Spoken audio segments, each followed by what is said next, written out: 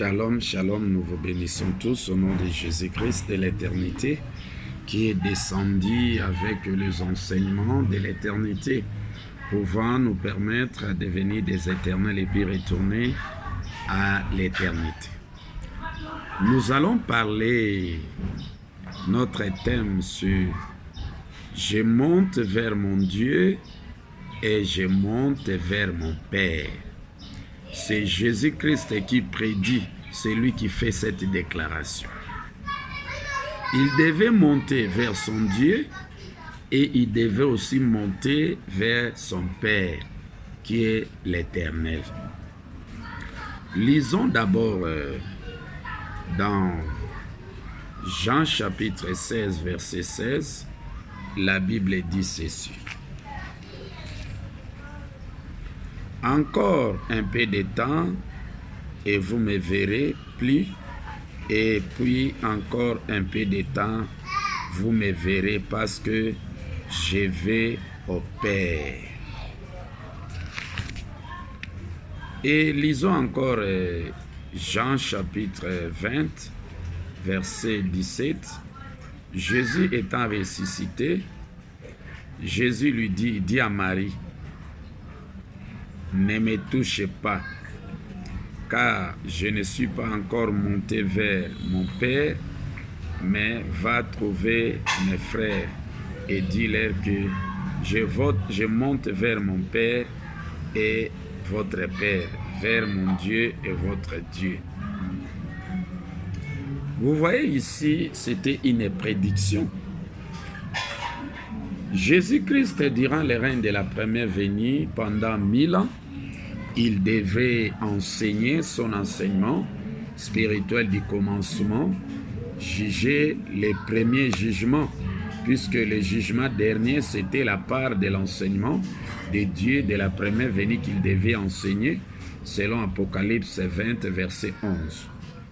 Alors, Jésus-Christ prédit, dit, « Encore un peu de temps, vous ne me verrez plus. » Là, cela devait dire à la fin du règne de 1000 ans. On devrait écouter l'enseignement de Jésus, le voir, comprendre son message, la part de la première venue pendant 1000 ans. En ce moment, on devrait écouter, voir, pratiquer l'enseignement de Jésus. Mais à la fin de 1000 ans, Apocalypse 20, c'était Satan délié. En ce moment-là, Jésus n'était plus en scène.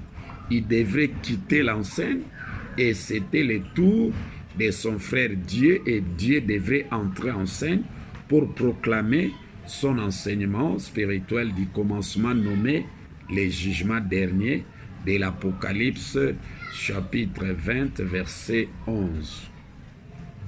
Et en ce moment-là, lorsque Dieu a proclamé son enseignement, a commencé de proclamer son enseignement spirituel du commencement nommé les jugements derniers, Jésus-Christ était devenu disciple, le Fils unique de Dieu, pour écouter son enseignement spirituel du commencement, puisque son règne de la première venue de 1000 ans est fini.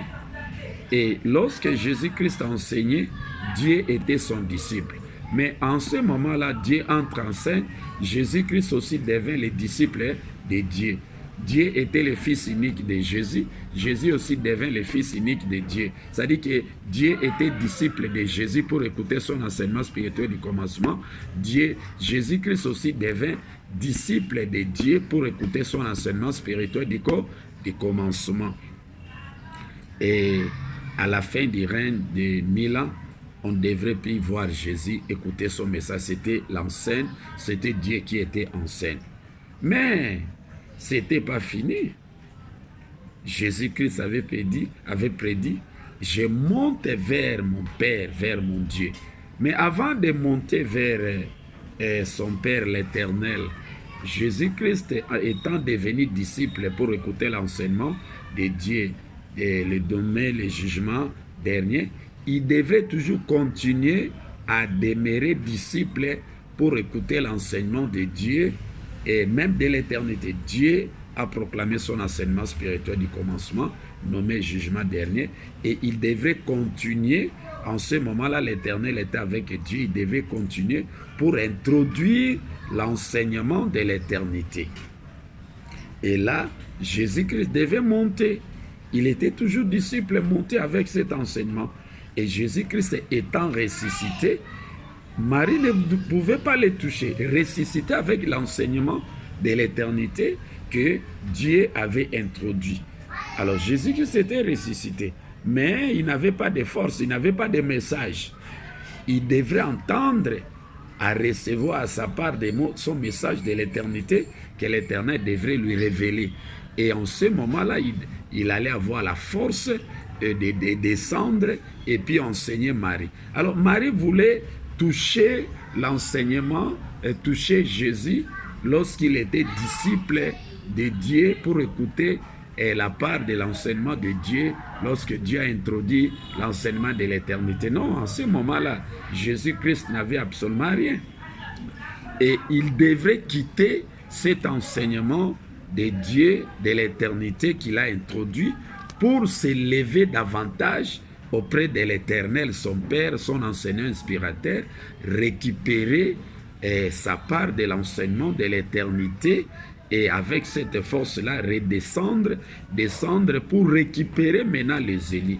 Et en ce moment-là, Marie pouvait toucher maintenant l'enseignement de Jésus, le vêtement de Jésus, saisir ce message de l'éternité de Jésus-Christ qui vient de récupérer auprès de son Père, l'enseignant inspirateur, l'Éternel. Et Jésus-Christ devait monter pour la première fois pour écouter l'enseignement de Dieu de l'éternité, et il devait quitter cet enseignement de l'éternité que Dieu avait introduit, monter encore davantage pour récupérer sa part de l'enseignement spirituel véritable que l'Éternel devait lui révéler. Et aujourd'hui, Jésus-Christ a récupéré l'enseignement de l'éternité que l'Éternel lui a révélé et il est descendu, et c'est comme ça que vous me voyez, j'enseigne les enseignements de l'éternité que l'Éternel m'a révélé. Donc le Père de Jésus-Christ, le véritable Père de Jésus, c'est l'Éternel, c'est pas Dieu.